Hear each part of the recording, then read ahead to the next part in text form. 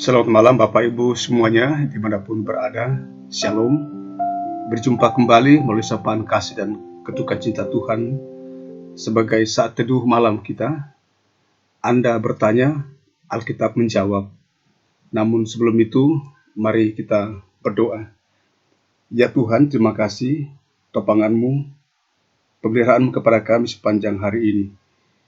Tinggallah dalam hati kami, supaya hati kami selalu hangat dengan kasih setia-Mu, dan firman-Mu yang akan kami baca dan dengarkan, biarlah menjadi kekuatan baru, semangat baru dalam kehidupan kami, menapaki hari-hari karunia-Mu. Di dalam nama Tuhan Yesus, kami berdoa. Amin.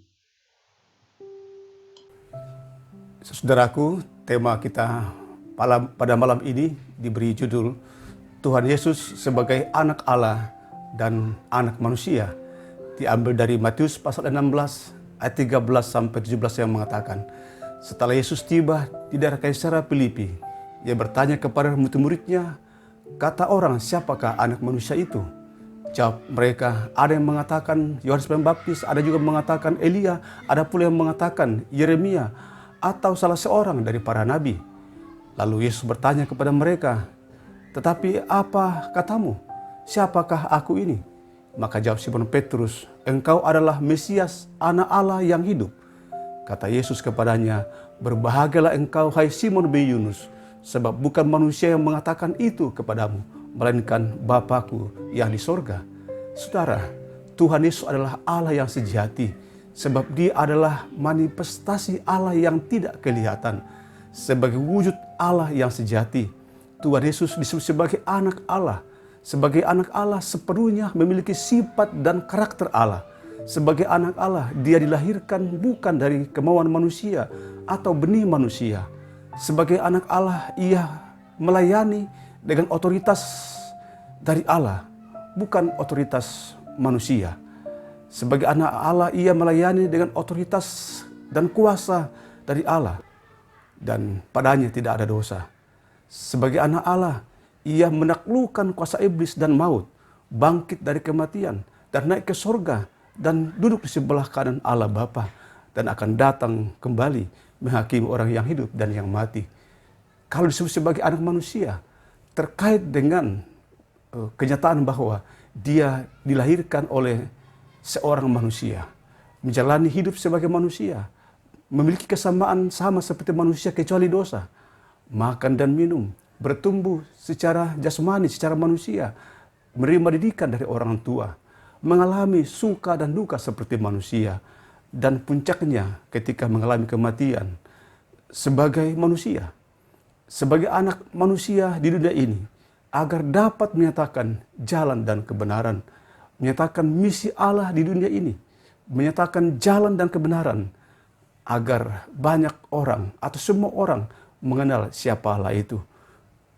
Sebagai anak manusia, menyatakan misi Allah di dunia ini, menyatakan jalan dan kebenaran supaya manusia datang dan percaya kepada Allah. Dalam 2 Korintus pasal 5 ayat 20-21, jadi kami ini adalah utusan-utusan Kristus, seakan-akan Allah menasihati kamu dengan perantaran kami. Dalam nama Kristus kami minta kepadamu, berilah dirimu didamaikan dengan Allah. Dia yang tidak mengenal dosa, dibuatnya menjadi dosa karena kita, supaya dalam Dia kita dibenarkan oleh Allah. Saudara, hidup kita menjadi berarti karena Kristus yang adalah Allah berkenan menyatakan diri sebagai anak manusia. Amin. Bapak Ibu Saudaraku yang dikasihi Tuhan, mari kita teduhkan hati kita di depan Tuhan, dan kita satu dalam doa. Kita berdoa. Tuhan kami yang kekal, kami ucap syukur untuk firman-Mu yang telah kami dengarkan saat ini, pengajaran dan penguatan dari Engkau. Dan malam ini juga kami mengucap syukur karena bimbingan tangan-Mu dan topangan kuasa-Mu kepada kami sepanjang hari ini.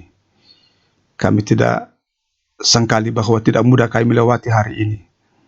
Tantangan demi tantangan, perjuangan demi perjuangan kami hadapi. Tapi Engkau memampukan kami untuk melakukan semuanya itu. Mampukan kami melakukan pekerjaan, mencari nafkah bagi kami dan bagi keluarga kami. berkarya di berbagai bidang panggilan pelayanan kami. Dan izinkan kami hari ini melakukan semuanya dalam kuasa dan kehendak-Mu. Terima kasih Tuhan untuk firman-Mu yang bila menegur kami, atau siapapun yang Kau pakai untuk mengingatkan kami terus menjaga hidup dalam kekudusan. Kami berterima kasih karena kuasa-Mu yang melindungi kami yang sakit, kami yang berduka, kami yang punya beban-beban lain, yang jauh dari sanak saudara, orang tua, anak dan cucu. Terlebih khusus yang terus berdoa menjaga, mengasihi saudara kami yang sakit, orang tua kami yang kami doakan, yang terpisah dari kami karena jauh di kampung halaman atau dimanapun berada. Ya Tuhan kami, Tuhan yang Maha Pengampun, ampuni kami kalau hari ini kami tidak setia terhadap panggilan-Mu, menyimpang dari pengajaran yang Engkau kehendaki. Dan izinkan kami saat ini atau malam ini, bila kami beristirahat, tetap dalam topangan-Mu, jauh dari hal-hal yang dapat membakar tubuh dan jiwa kami. Dan jika kuasa dan kasih-Mu, kami dibangunkan besok pagi dengan kekuatan yang baru. Di dalam Tuhan Yesus Tuhan kami, Allah yang pengasih, yang terus menyatakan berkat-Nya buat setiap anak-anak-Nya. Dan karena itu Bapa yang dikasih Tuhan dimanapun berada, dan dalam situasi apapun, mari datang kepada-Nya dan buka hati dan menerima berkat dari Tuhan. Tuhan memberkati engkau dan melindungi engkau. Tuhan menyinari engkau dan wajah-Nya dan memberi engkau kasih karunia. Tuhan menghadapkan wajah-Nya kepadamu dan memberi engkau damai sejahtera. Amin.